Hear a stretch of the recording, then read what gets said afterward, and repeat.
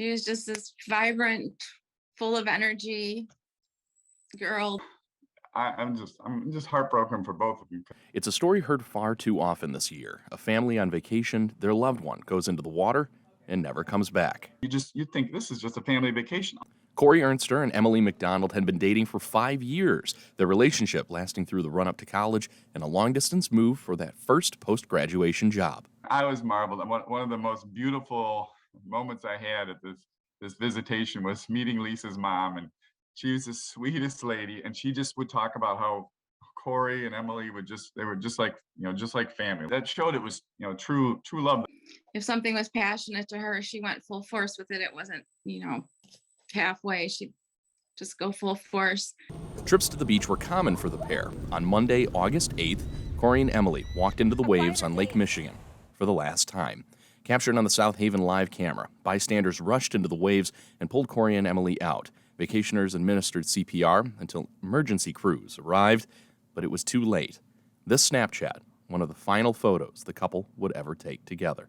My daughter, maybe if there was a lifeguard, could have gotten out there and saved both of them, got people out there to save both of them. I'm a former educator. You can't rely on everyone reading the signs and, what to do if you're in that situation. So I don't think that just having flags is enough. Towns along the Great Lakes, along with the Michigan Department of Natural Resources, used colored flags to denote potential hazards in the water. If a red flag is flying, you should never enter the water as dangerous currents or cold water conditions exist. In yellow conditions, there are hazards and entry is advised with extreme caution.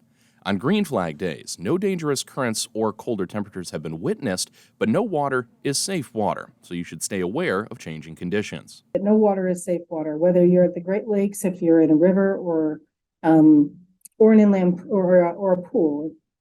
No water is safe water. Kate Hosier is city manager for South Haven and implements safety regulations decided on by the South Haven City Council.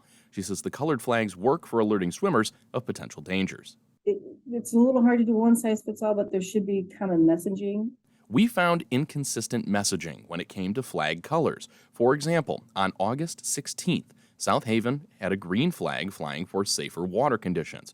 But 30 miles north in Holland State Park, a yellow flag was flying due to cold water temperatures that could lead to hypothermia.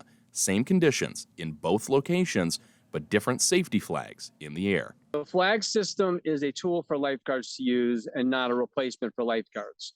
But the state of Michigan and many city beaches got rid of their lifeguards quite some time ago, and they kept the flags, assuming that the flags are going to be enough, and the flags are not. The flags are inadequate. Dave Benjamin is the co-founder and executive director of the Great Lakes Surf Rescue Project. He is an adamant supporter of bringing lifeguards back to Great Lakes beaches, especially those in vacation towns.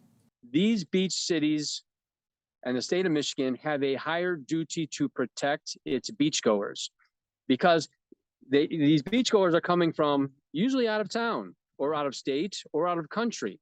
Dave says that while bystanders have stepped in to help with these recent drownings, lifeguards are the best answer, making a difference where seconds matter. If they're actively drowning, around 3 minutes of submersion, the heart will stop. Around 4 minutes of submersion, irreversible brain damage begins. Around 10 minutes of submersion, if you're pulling the person out of the water, it's a body recovery. Both Dave and Kate agree, though, that education would help save lives. You can spot a rip current by a large break in the waves. Water is funneled outward and can pull a person away from the shoreline.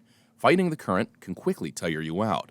To escape a rip, you must either swim to the side or float along with the current parallel to the shoreline, and then, as you feel the rip break, quickly swim parallel and only swim toward the shore once you are out of that funnel and back with the waves. The only way that something gets done is if the family members of drowning victims stand up and speak out. And that's a horrible, horrible way, a stress to put on a person who's going through extreme grief right now. It's not fair at all.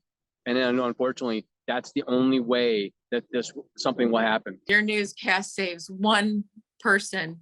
Yeah. Not that it's going to make up for what we've lost, but yeah, people need to know. I think it's a terrible case of money over lives.